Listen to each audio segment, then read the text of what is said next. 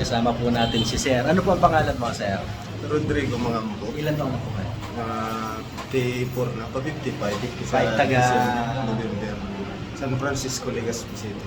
So, dito rin sa Legazpi. Okay. Nung pupunta ka po dito, ano po yung nararamdaman mo, Sir? Masakit yung dibdib ko at yung likod ko kasi yung tuhod ko. May lower back pain, masikip ang dibdib, tapos yung tuhod, masakit din. Masakit. Tapos may bukol kayo dito sa batok, ano? Opo. Yung batok niya matambong.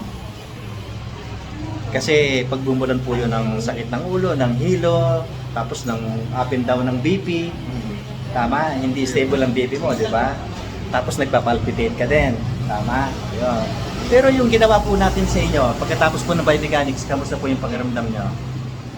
Maginawa na po sa dibdib. Nawala lahat. Nawala na. That's it. Nawala lahat ng nararamdaman niyang hindi maganda. Tapos na po, salamat sa Diyos. Salamat po. Salamat sa Diyos.